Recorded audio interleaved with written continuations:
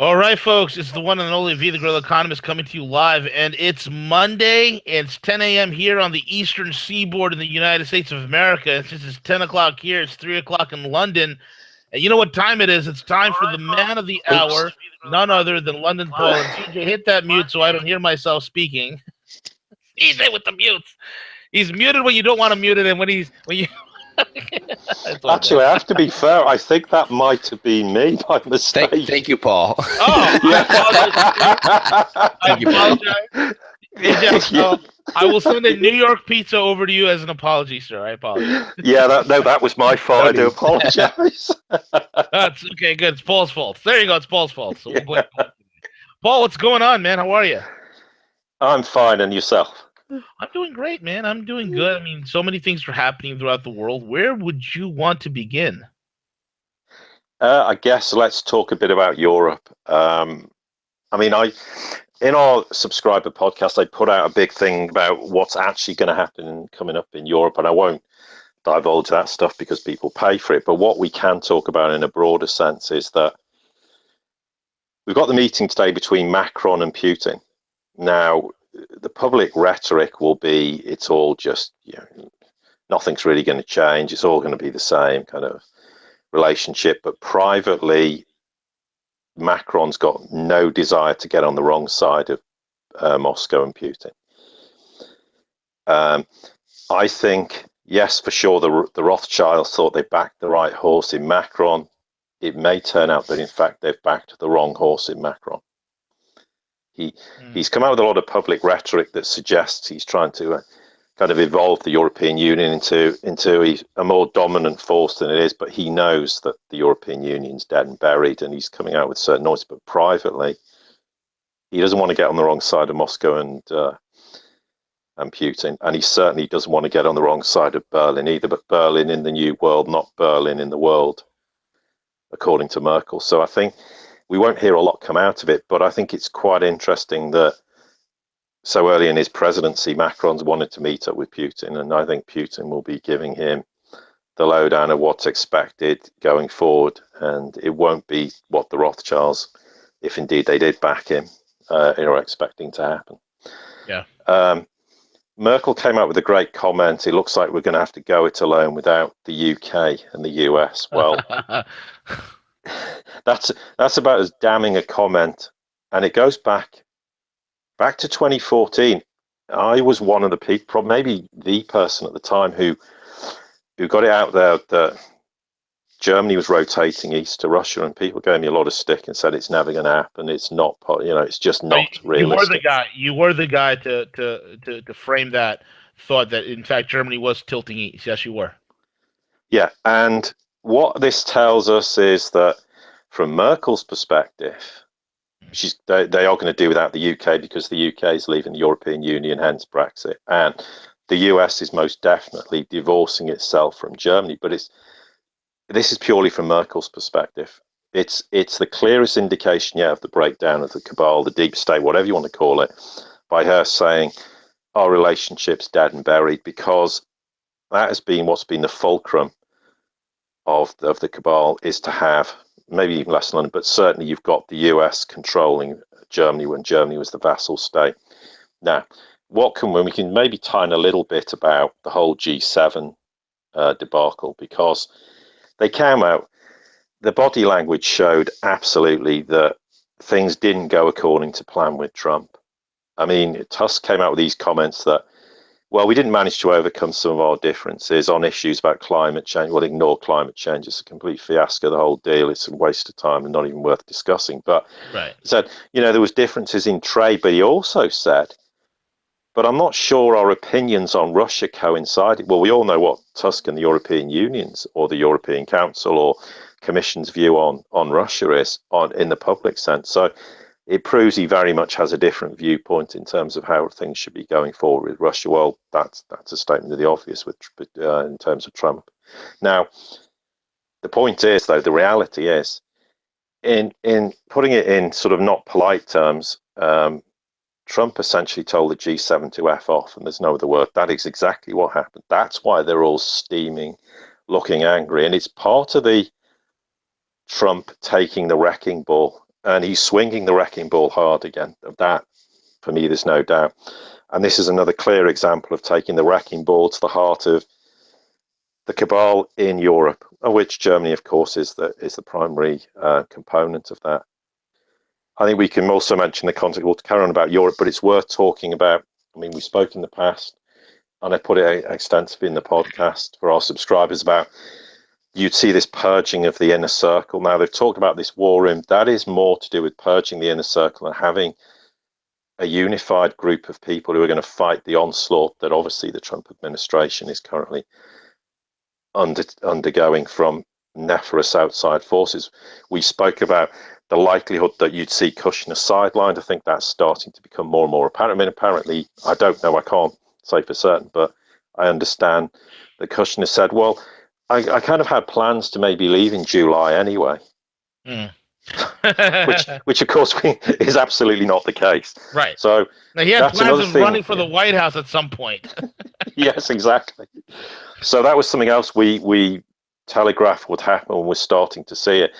Now, what's also interesting, though, in terms of from the European perspective, is we're also hearing Germany. I mean, as much as all this rhetoric comes out of Merkel, you've got German foreign ministry who are saying, look, we're going to have some serious attendance at the St. Petersburg International Economic Forum, more indication that German trade and commerce wants to rotate east towards the One Belt, One Road to Russia, China, etc. You've got German intelligence services now saying in this spat that, well, actually, we don't think we might cooperate with the United States anymore. I know we had this stupid thing with the UK to do with the Manchester bombing where they didn't speak to each other for 24 hours. And then they kind of obviously saw through the insanity of that and started talking about it. But there's suggestions that German intelligence services just don't want to cooperate with the US anymore. And that could be this tit for tat thing. But it's also just another indication of how you're seeing the wedge being driven in the cabal world. And it's a little bit hard to necessarily always understand what's going on because you're seeing these two worlds operating where the cabal world is dying and withering away, and then you're seeing the new paradigm growing at the same time, and these two worlds are colliding. And what's basically happening to do with the US and Germany is relating really more on the Merkel level. The US doesn't want to not trade with Germany and work with them in the future, but from Trump's perspective, they see no future as things currently stand. So there's that dynamic going on. You've got Switzerland who are now publicly coming out saying, we want to work with Russia in high-tech industries. They've got a lot of great potential. We want to work with them. So Switzerland's kind of going through that rotation phase as well. You've got strange goings on with the Dutch in terms of they still haven't formed a government, which is about 9 weeks after the election, because we said at the time they'd struggle to form one because they can't get a coalition together. And apparently the sticking point's the issue of immigration. Well, after recent events, that's hardly going to have improved. So, but the interesting thing in a broader sense with all the big changes happening in Europe is we've spoken before about what was kind of an alliance between Germany, Holland, Austria, and Finland, which may actually become a currency union goal back. And these nations have been working together, and I've spoken about that here and probably 2 or 3 years ago. What we can say in a very broad sense is Germany and Holland are very much pushing the new Europe. This is a European, a European continent without the cabal, deep state influence of Brussels and everything else. There's big plans. I said last week in very broad terms, there's big plans for, and Germany and Holland are currently the two nations that are really driving this hard behind the scenes, so to speak. So it might surprise people. It's Holland. It shouldn't do.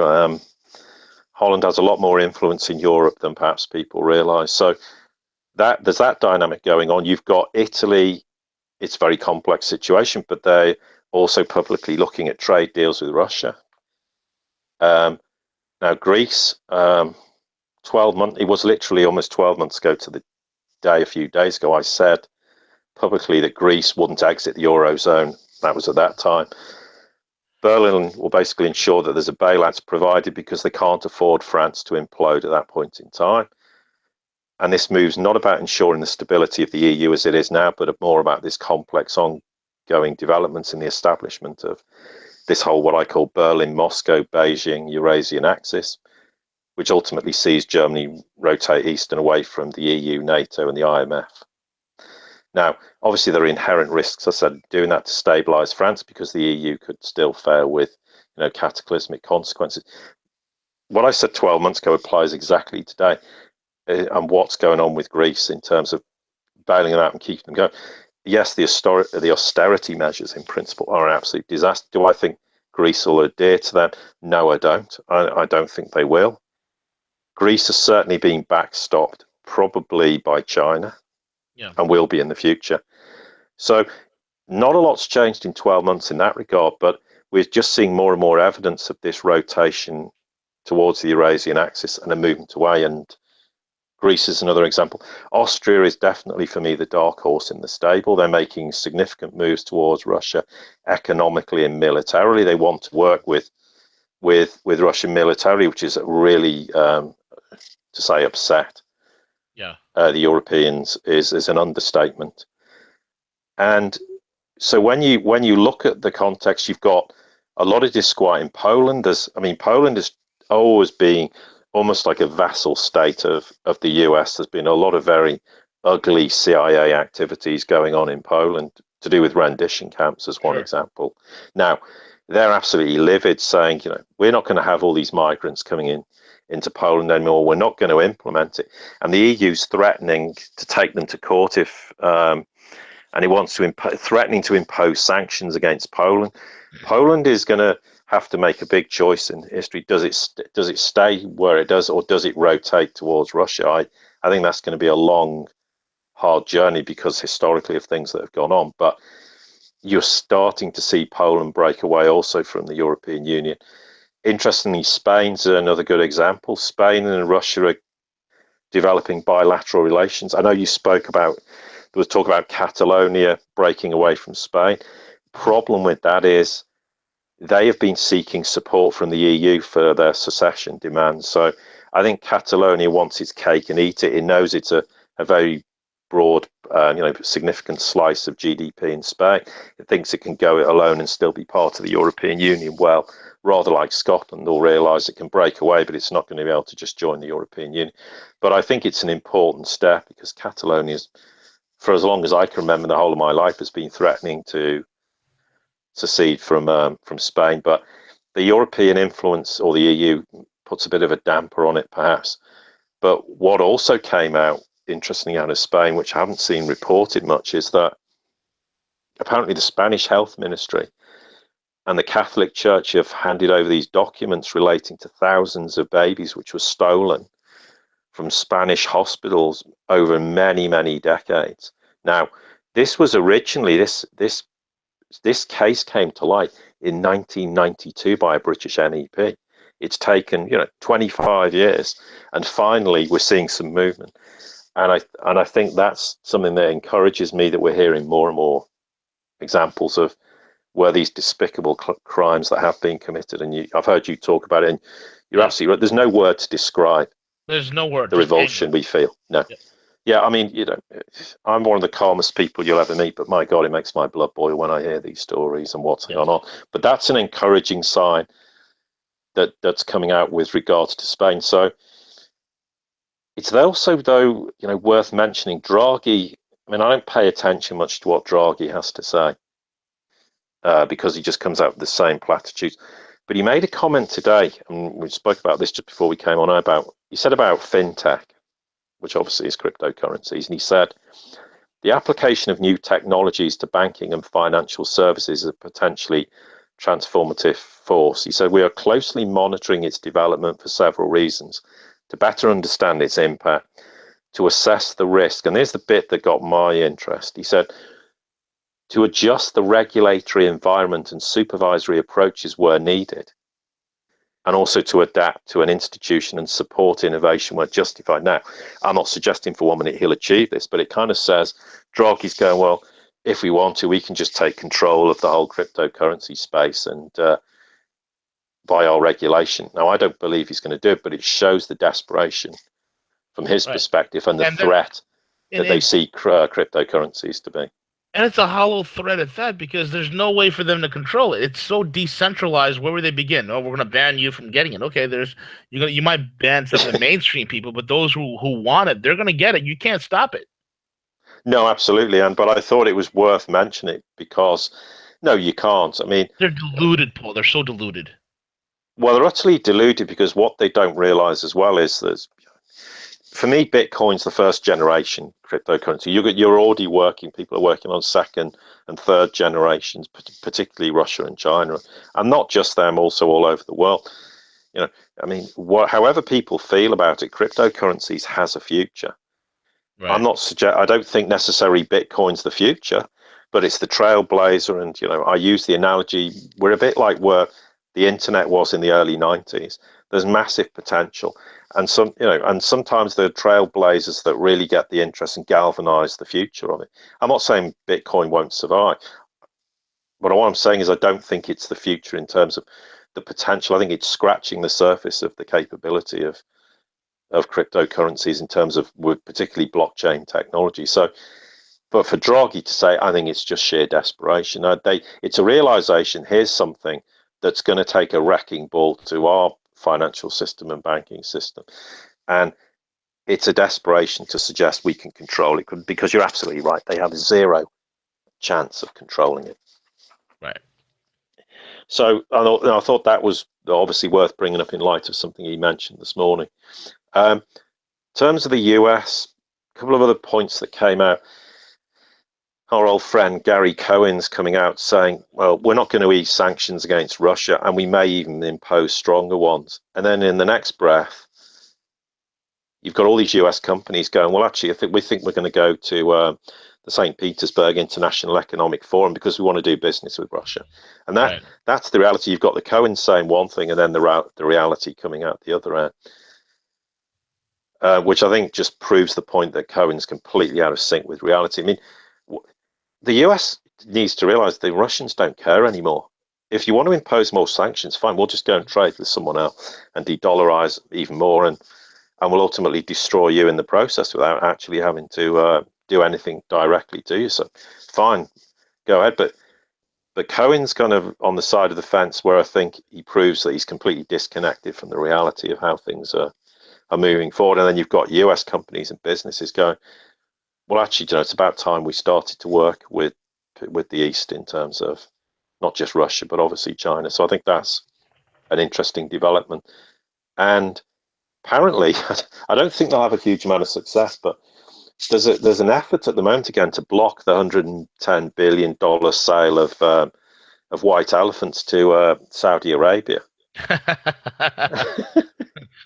Because they apparently they obviously are saying rightly, well, we know these weapons are going to be used in Yemen, and we don't want to be part of that because that's exactly where a lot of those arms are going to end up. I mean, and apart from anything else, it's a war that Saudi Arabia are going to lose, and the US don't need that dirty blood on their hands in the process of indirectly selling these arms.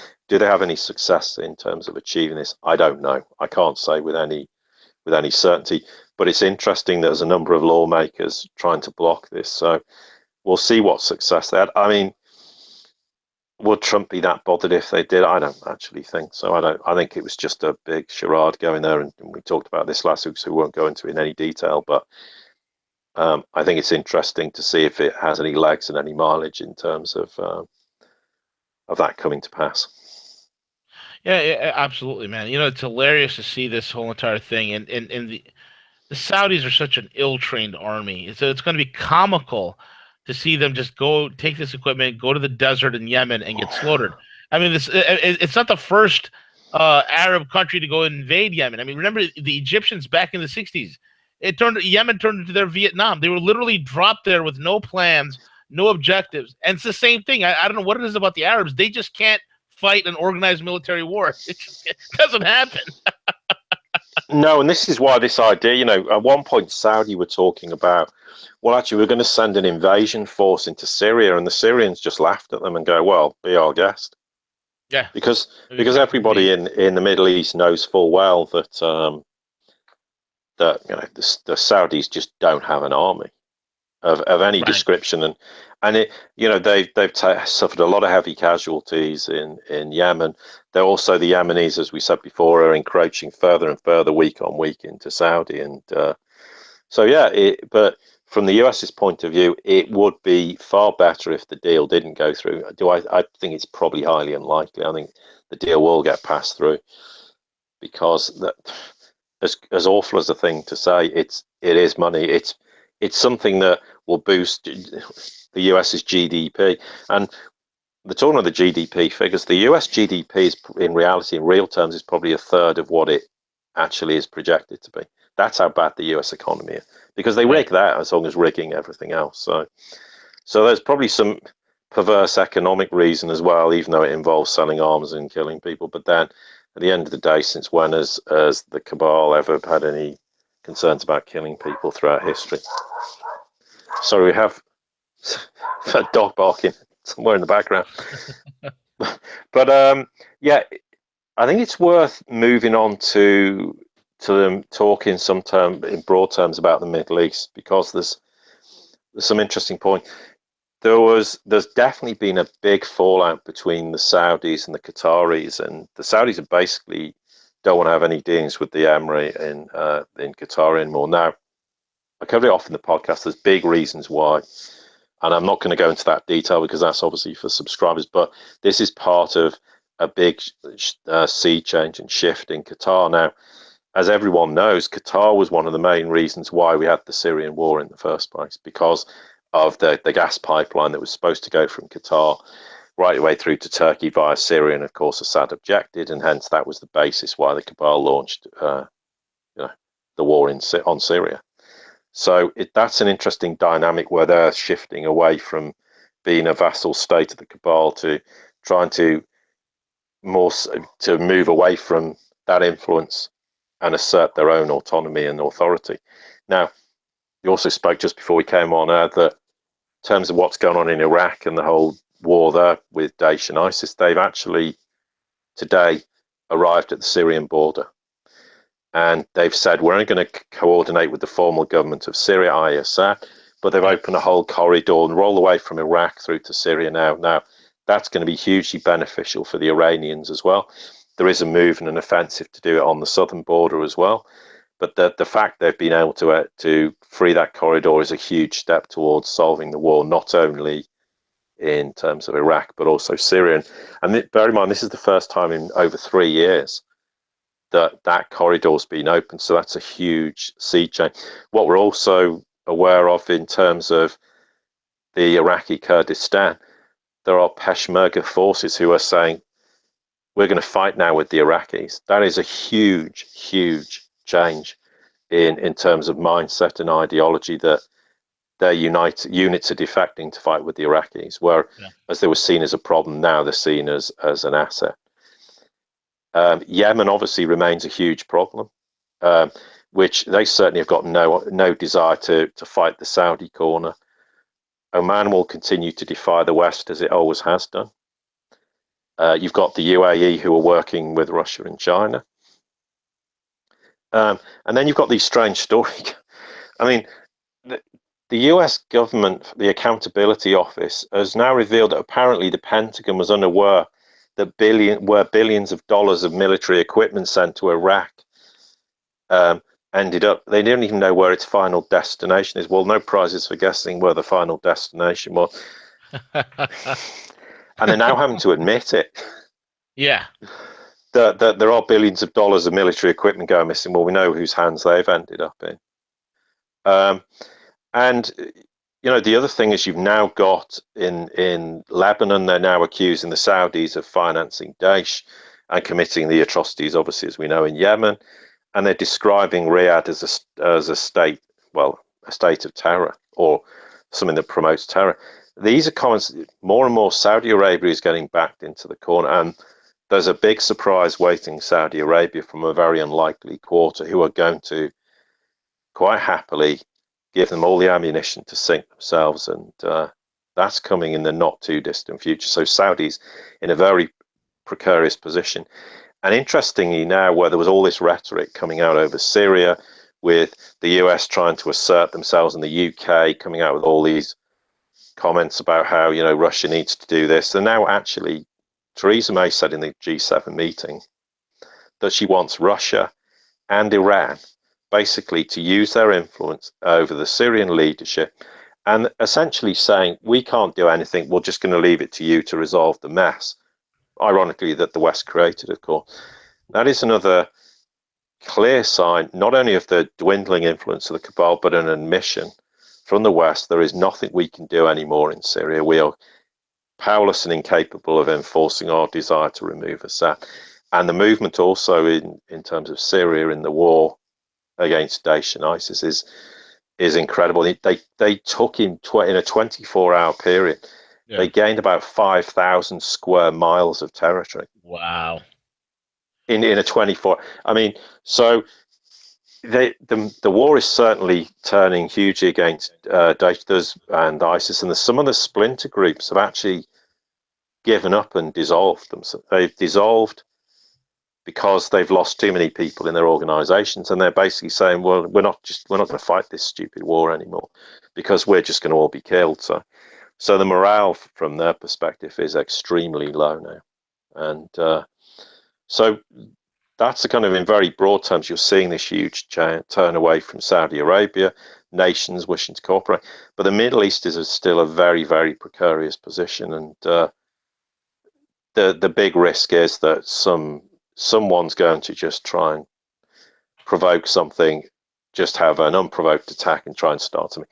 I think it's getting increasingly less likely. My biggest concern was that Israel might try and pull something off with Iran. I think that's largely subsided.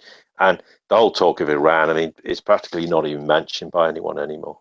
I know when Trump was there was the big play on, we need to get tough on Iran and trying to get Saudi Arabia and Israel to back them. But as soon as they walk away, the words just evaporate. And there's nothing of any substance. And then, of course, there was the big move to try and get NATO involved in Syria, and NATO went, well, yeah, we'll get involved, but we're not going to fight. We're not having any military involvement. Yeah, we'll join your coalition against Daesh, but we're not actually going to have any combat operations. So how exactly are they going to join this US-led coalition if they don't actually get involved in combat operations? Well, from my perspective, they're not getting involved at all. It's absolute rubbish. They've got no intention of getting involved because they know full well they're going to lose. They're not going to win, and it's a pointless waste of time. So once again, it's that tacit kind of, well, we'll support you, but actually in reality, we're not going to support you at all. And so that's another huge attempt that's failed completely when NATO have backed off. And then I think Libya is an interesting situation currently because Trump's made it clear in the past that, and the US doesn't want anything to do with Libya. They don't, even though, ironically, they were part of the Western forces that created the chaos and the war and the death and destruction in Libya, but they've washed their hands and said, we don't want to get involved. Now, interestingly, there's been a sort of upsurge in activity there recently. It may have something to do with the fact that Libya is filing lawsuits against Western banks. They kind of failed with one with Goldman Sachs. They're launching other ones. That may be part of the reason why we're seeing an escalation in terms of terrorist activity. It also probably is to do with the fact that the head of Libya's UN-backed government met with the rival, that's Haftar, and it's reported they may be on the verge of cooperating. Now, they're two rival Libyan factions who've really has seen no agreement whatsoever on anything. So that's another huge indication that there might be big changes in Libya. And of course, as soon as you see any progress, someone has to throw a spanner in the works and create something that will try and prolong the insanity that's been going on that the Western media never publishes. So that's a huge development. There's also radical groups inside Libya that are giving up. They no longer want to be part of any war.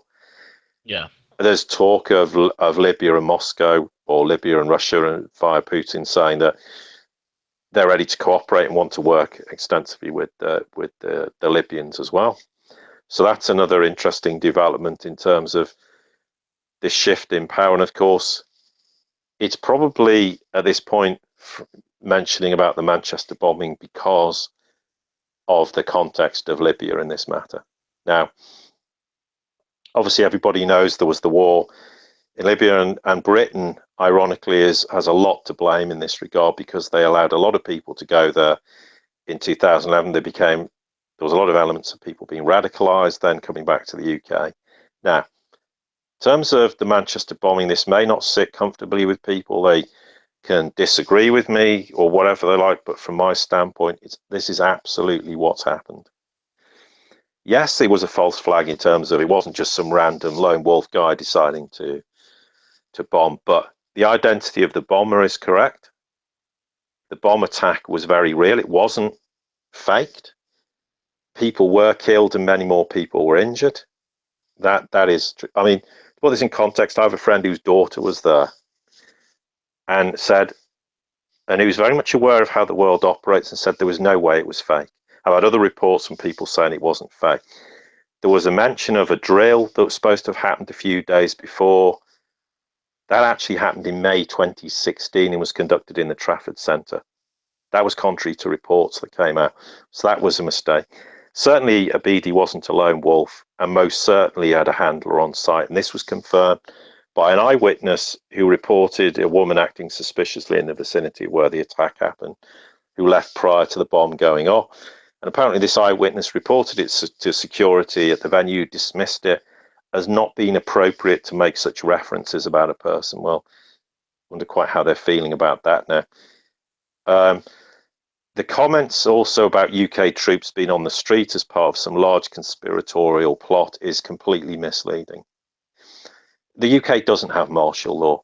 This is just sensational headlines. Troops were stationed at key UK sites where we already have armed police officers at all times. Right. And what they did was to free up the resources associated with this ongoing investigation into the bomb attack. I mean, what it does highlight is we have a chronic shortage of policing in the UK, and that's absolutely true. Some may argue we don't need them. Well, at times we do. And the fact that this is being borne out is that there was this large terror networks being uncovered across Britain, across Libya. Even the German intelligence were involved. There's 15 people being arrested. Now, these are genuine investigations going on. In days gone by, we had false flags where there was the lone wolf. Here's the idea, the person. Oh, they're dead. End of discussion. This is escalated far bigger than previous attacks, which people will argue were false flags for different reasons. Now, yeah, and the British government did operate this policy allowing Libyan exiles and British citizens to join the civil war to topple Gaddafi, and it's now come back and blown up in their face. Now, from my perspective, here's the fact. If we said all this was fake, there was no bombing, none of this happened, it was all an illusion. Okay, this is the extent of how it has to be. You'd have to have people in the arena would have to be in on this ruse. That includes police and ambulance crews. Right. There was people interviewed on the TV who lost children, so they must be part of the fake agenda. There's children at school talking about losing a friend, so you've got schools complicit and the children at the schools must be in on it as well. They showed patients in hospitals, so it'd have to be fake patients in real hospitals. You'd have to have fake nurses, doctors and surgeons claiming they'd operated and treated people. You'd have to have fake arrests of suspected terrorists and terror cells, which is now, I think, numbering 15 people. Now, if anyone really, okay, that's an opinion, people will think that's what happened. But the extent of how this is unfolded, that is one hell of an amount of people to be involved. In days gone by, if there was, and there has been attacks that were fake, they'll just bury it very quickly. It all goes away. The shock and awe factor happens very fast. No more. We don't see ongoing investigations, people arrested, and all this TV coverage. I know people say CCTV was buried. Well, if there's a genuine investigation, you wouldn't put CCTV evidence out in public until an investigation is complete or ongoing. To an extent you can, and they have started to release some CCTV footage as well. In terms of the UK, a lot's made about, oh well, there was put on this critical security alert, and this is part of this idea to put martial law in the UK. Well, maybe people don't realise Britain's been on a permanent severe security alert since 2014. Yeah. This isn't a new phenomenon. So I know there are people who will disagree with me and feel that what I'm saying is not the case, and there's they see a lot of evidence suggesting to the contrary. But from the basis of what I'm giving you is factual information. It's stuff that's being verified to me by numerous people. Good. And I think the interesting thing is that MI5, for all the criticism we'll levy at them, and I'd be the first person to levy at them. What's interesting is they're coming out and going, do you know what? We're going to have to review our policy because we have seriously screwed up in terms of this Abidi, who was reported by his family, who was known to intelligence services, who apparently attended a mosque, and they reported him as being dangerous to authorities who took no notice of it. Yeah. Now, this is the problem you have. Everybody tends to see, not everybody, a lot of people tend to look at MI5 and tarnish it all with the same brush, or MI6. Undoubtedly, in MI5, there is perfectly reasonable people working there, but there are definitely elements and factions within security services who are rogue, who have no intention of preserving the integrity of nations, their own nation state, or anywhere else in terms of foreign policy. We may have scratched something here whereby maybe the real identity of Abidi should never have come out. Now, the interesting part that came is the US played a huge part in this. And I know subsequently Trump said, well, we're not very happy in the department. You know, all the various intelligence agencies were all spitting mad, going, who's the leak? But the leak that came out with regards to the attack in the UK in Manchester is very interesting because they leaked his name first. They started leaking all sorts of information came out. US intelligence service in the UK spat the dummy, as we say, and refused to speak to the US. And then very quickly that changed. And Trump, oh, we're terribly sorry, and this shouldn't carry on. But in fact, maybe as a result of that, it changed the whole course of the investigation. And there's something worth for me mentioning in that regard, because the timing of events is always very prescient. What happens is, initially, it was all about this Abidi's been in Syria. He's been in Syria. It was all about Syria. And then quickly it became, well, maybe he was in Syria too. Well, actually, no, he's not in Syria at all. It was all to do with Libya. And what happens, we have a NATO meeting a few days later that's all about, well, we want to encourage NATO to start fighting in this US-led coalition in Syria. Now, is that partly to soften people up and go, oh, well, there is all these, this person was in Syria, he's caused these problems. This gives a green light for NATO or whoever to get involved in the war in Syria. Because remember, we're trying to get rid of all these nasty ISIS and Daesh people, not really actually telling the truth about what they're doing. But from the public perspective, it'd be, well, Syria, this attack, oh yeah, and it gives the public perception, oh well, yeah, we'll agree to that. We'll support that. But of course, NATO backed off, and the whole Sirius story died very quickly. And that, for me, was an interesting fact that came out. And something else that came out initially was in the British media is, oh, the usual story. We found an ID of the bomber or the attacker, and that raised alarm bells in my head. And then very quickly, we have ID disappeared, and they've not shown ID of this person, but they've identified this person, and now identified a network that they've arrested at least a dozen people in the UK. There's people being arrested in Libya as well. German intelligence reported that BD actually was in Dusseldorf prior to returning to the UK. And so this has gone way beyond your typical false flag attack. And I think in some senses it's blown up in the face of whoever was responsible in launching the false flag, in terms of that, yes, it was a real incident, but with obviously designs on something else other than as they normally do. And I think that's the big critical difference in terms of what's happened in Manchester. Yeah. Right. Exactly. I mean, it's amazing to see all this information come out, and something that's very important for people to, again, keep an open mind. When it first happened, I was, like most people, I'm very suspect. So I'm glad you were able to uncover a lot of that key details that oftentimes we were Yeah, able I mean, to it was miss. definitely a false flag. Let's not put it. It wasn't just some Yeah, random guy turns up. I mean, the bomb making equipment was way too sophisticated for starters. sure. It wasn't. So yeah, it's a false flag, but it's a false It's flag, a real not event. a real event, not in the context of some of the other events. And absolutely, we've had a history of very strange incidents going on. And I know some people will see things and feel that, you know, there are some things that contradict it. But overall, and from my perspective, what's transpired makes complete sense. And in a sense, if it has opened up a whole terror cell, maybe it's woken some people up inside the intelligence services.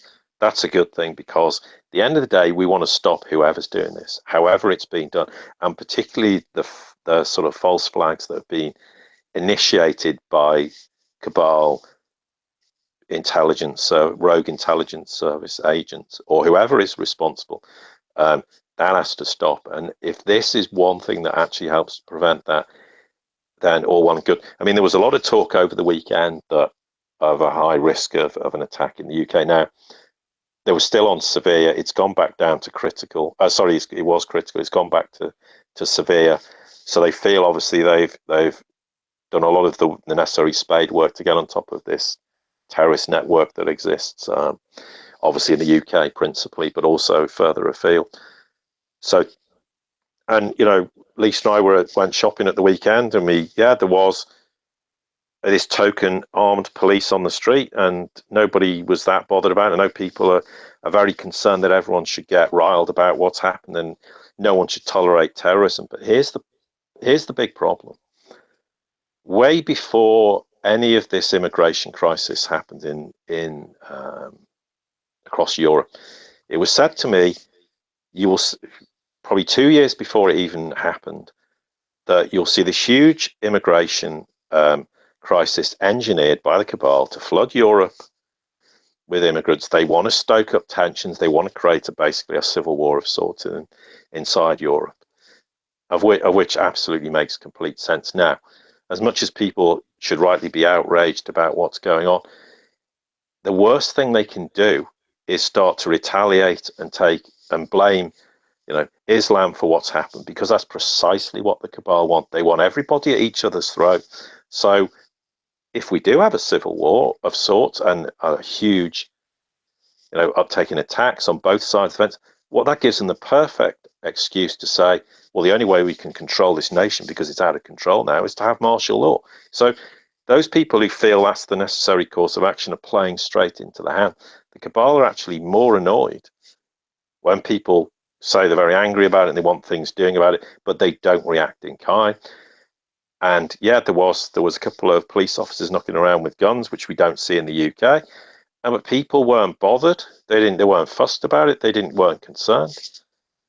And there was people taking pictures. These police officers were quite happy to have their pictures taken. They were on kind of a bit of a charm offensive to reassure people and not to frighten them and get them stressed out about it.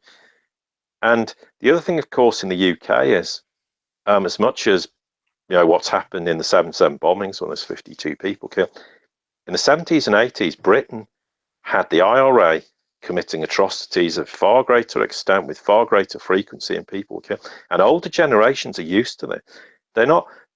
We're used to having terrorists on British soil blowing things up.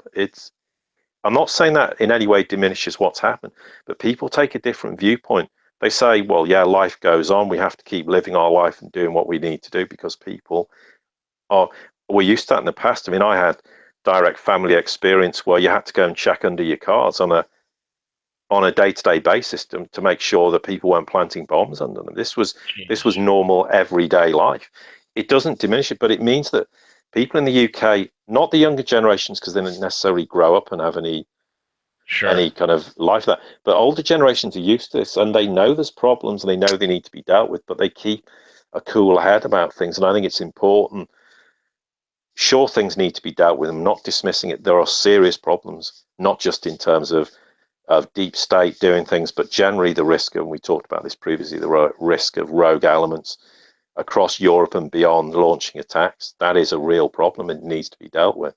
So that doesn't diminish. It doesn't mean people shouldn't be angry, but the focus needs to be proportionate, and it doesn't need to involve the average person in the street who frankly doesn't want anything to do with this. Most people in the world just want to get on with their lives, right, and don't want to get wrapped up in this. And if we get too hysterical about it, it risks a huge confrontation. And this is a big risk that exists across Europe, because in terms of the whole immigration issue, there's not relatively that many people in the UK compared to mainland Europe. So, for example, like Holland and France, Germany, and where there's a lot of despicable things going on, of that is absolutely no doubt. But that's also part of this deliberate conditioning by the cabal to stoke up a civil war of sorts in the European Union, because they are desperate to cling on to power, and they'll do anything to have any excuse to say, well, the only way we can deal with this is to have martial law or something similar. Now, if you had absolute anarchy on the streets across Europe, for example, or and UK, including in Europe in that sense, people are going to go, yeah, that, just do whatever and be fine. If you want to put martial law in to protect us, we'll agree to that. And that's the reality, that people will accept that. Now, in terms of these troops being not on the streets, but in key UK sites and armed police, they will disappear very rapidly. Once the security alert stays back at severe, they'll disappear, the troops will disappear, and everything returns to normal. So It's not some big conspiratorial plot, which I keep reading, and the usual suspects coming out, oh, they're just going to put martial law, it's a precursor. Why would they possibly need to have martial law in the UK? I mean, it's absolute nonsense. There's no need to. The cabal's been doing very well for a long time, doing whatever it wants to do without actually stoking the people to ask a question. Now, the other thing is, in terms of a fake attack, and one last point I feel is worth mentioning. Right, the cabal don't have any problems throughout history waging wars of gargantuan proportion. They have no compulsion to kill hundreds, thousands, and millions of people.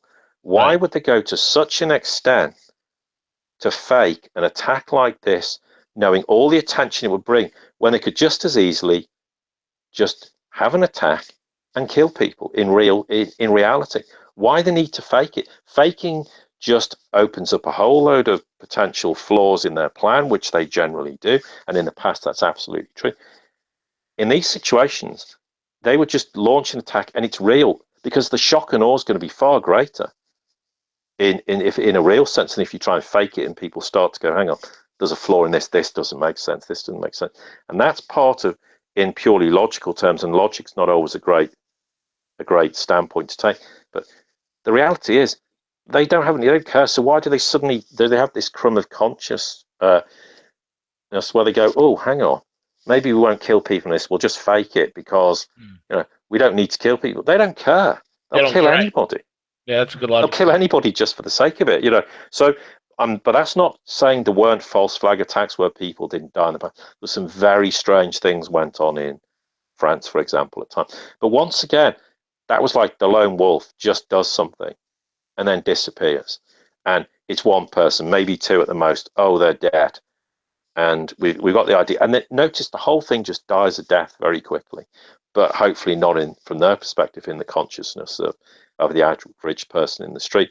But even today, there's still people. I think today they've arrested 2 more people. I think it's up to 15 or 16 people now in custody in relation to this attack that happened in Manchester. That doesn't happen. That is not normally how these operations go, in terms of, yeah, it's a false flag, but I think it's blown up in the face of those who have tried to perpetrate it. And the reasoning that behind it is blown up in their face also, pardon the pun, and it's not a nice pun to use, but that's literally what's happened. Yeah. And I think that's a big sea change.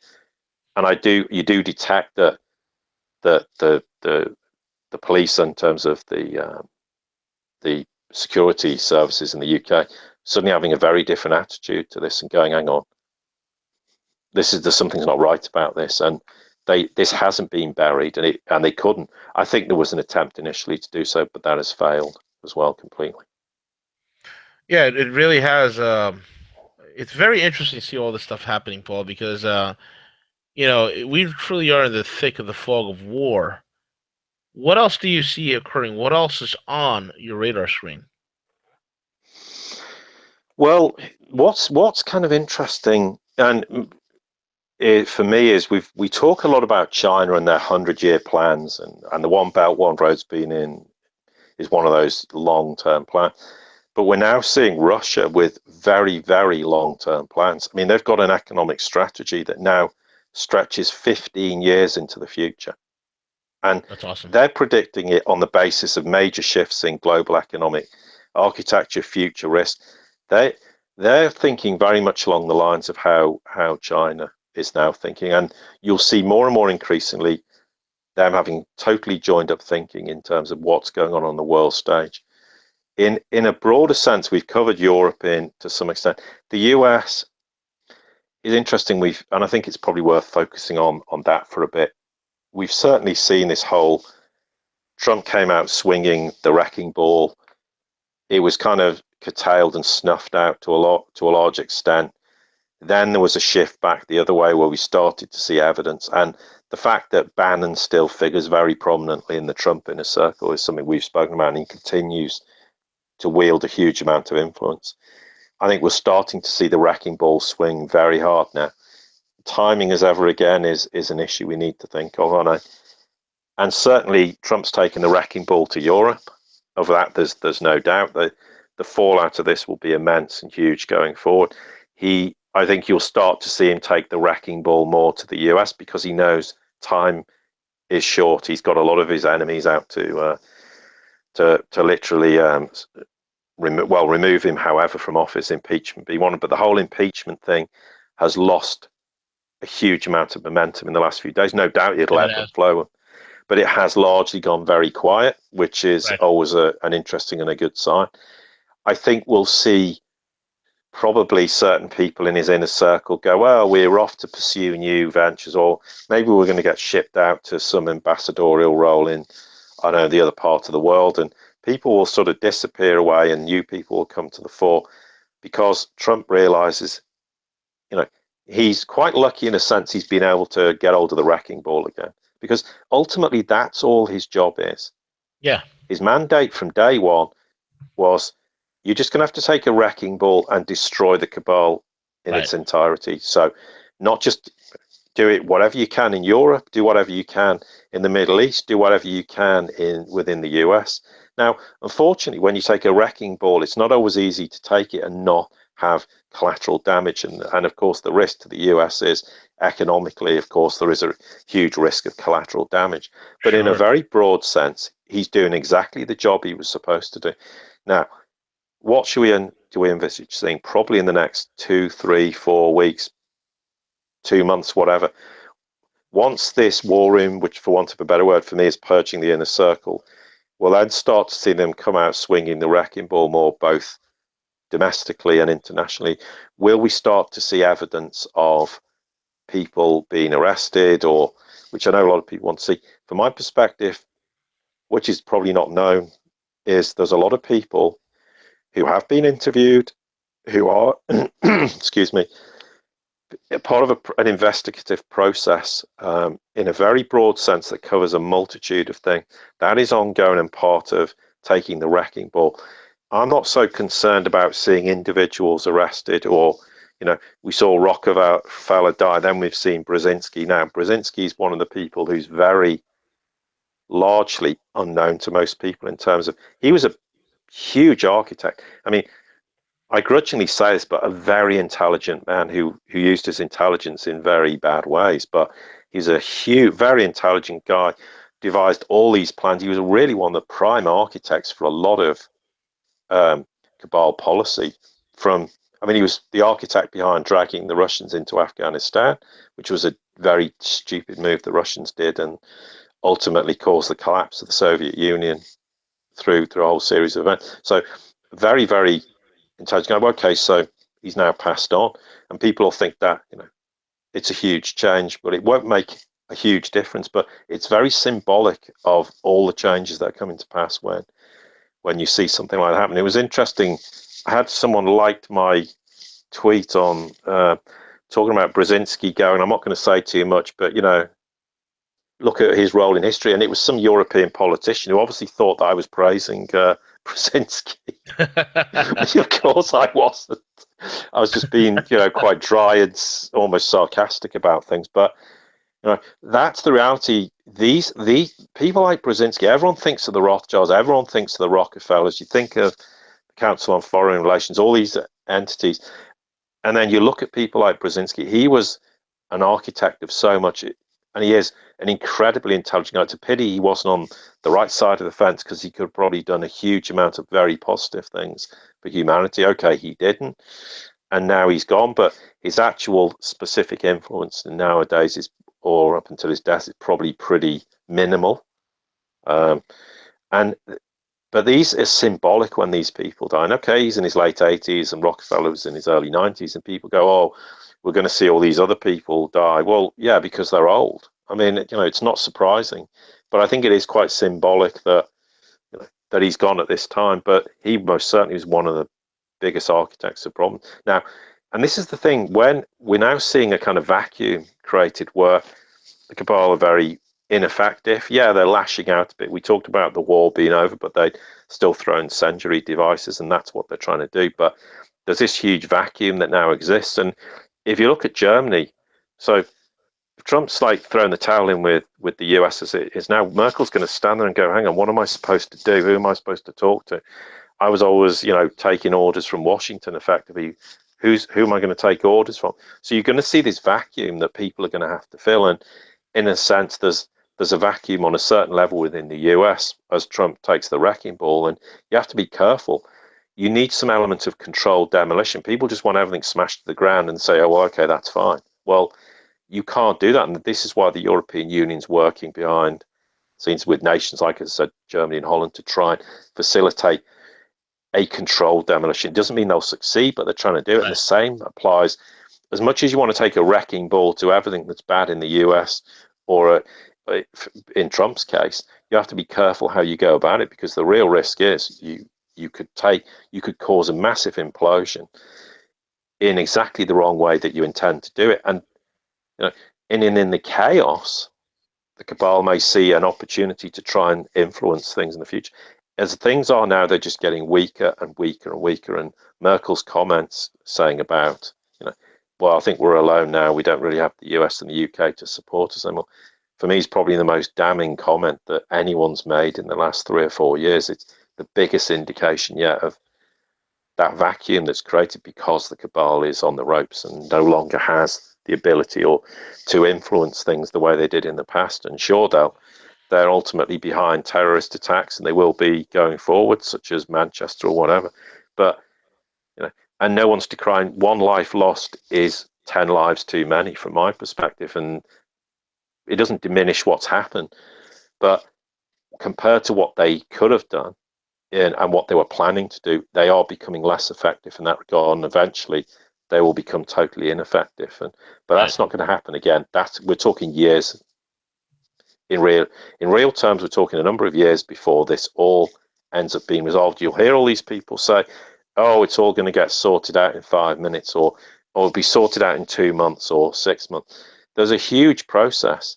And rather like somebody I know tagged on, I think it was maybe the last YouTube, obviously the clip for the show we did. And I was talking about why disclosures for me wasn't important, and they obviously got a bit upset about it, and I understand why. But here's the point: people want disclosure, and I understand why. And I say, but who's going to provide that disclosure? I mean, is there a book that someone's written somewhere that tells the truth about everything? Who do you trust to tell you the truth?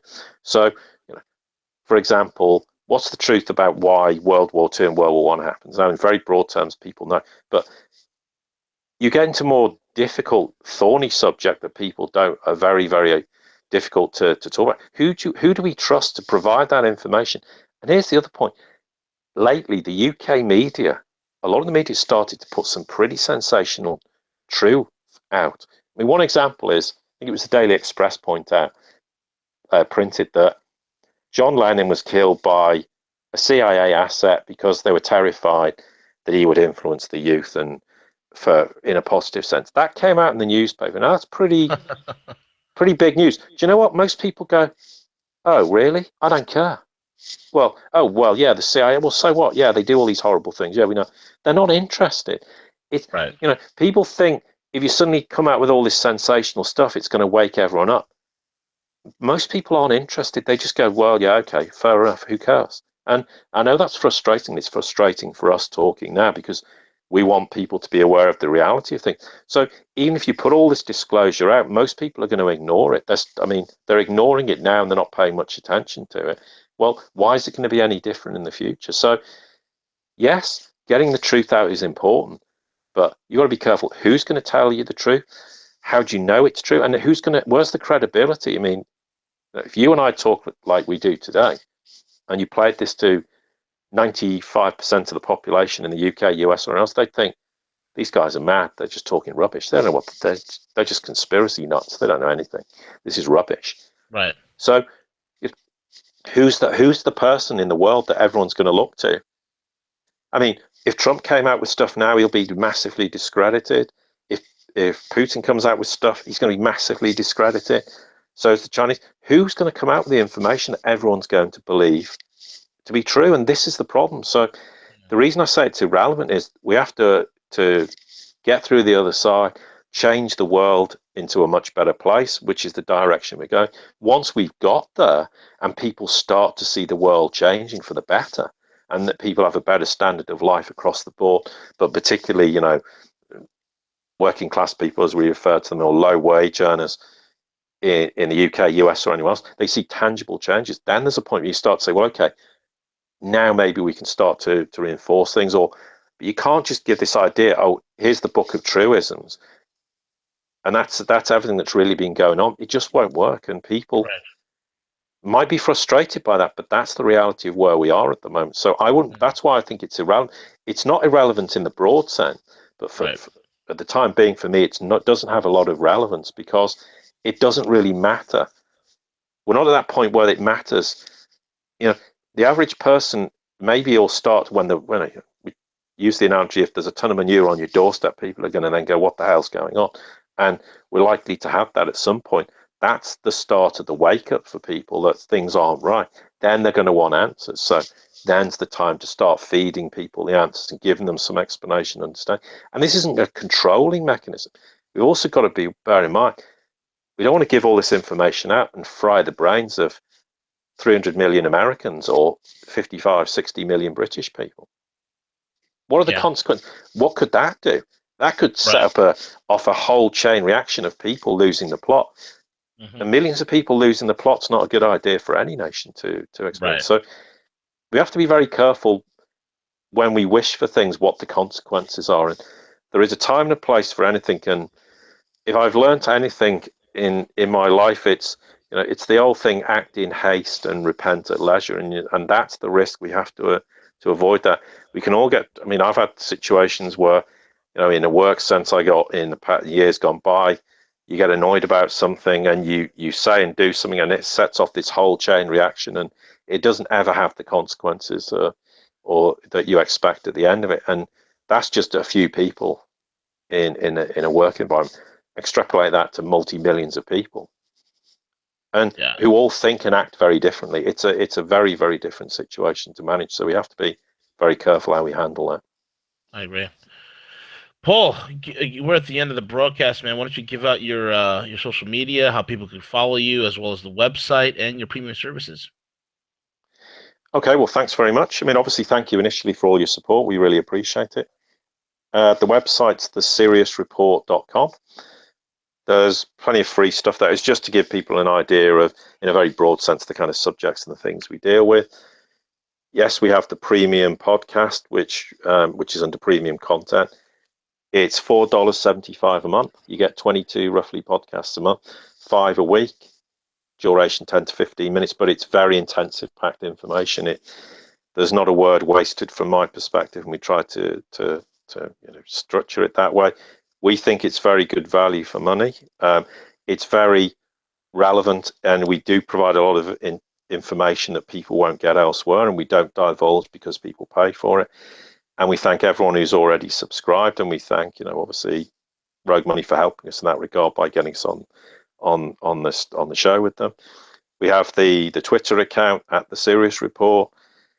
We have the YouTube channel, which is the London Paul YouTube channel, and we have the Facebook page, the Sirius Report. And just thank you for everyone who supports us. We very much appreciate it. And If people have ideas about things they'd like us to discuss on the show, please get in touch with us or go in touch with VM, because we like to try and cover as much as we can, because the one thing we do feel is that we cover a huge, broad remit of information. We're not focused on one particular thing. We have a global perspective on everything, and we can talk about the economic things at 10 to not do it quite so much, because I know a lot of it's very dry and dull and boring to people, and they just want to see the headlines, and I understand that, but there might be things we can discuss in that regard that people would find interesting as well. And thank you very much. Folks, you can follow us on roguemoney.net as well as the Rogue Money on Twitter and Facebook. And with that being said, CJ, take it away.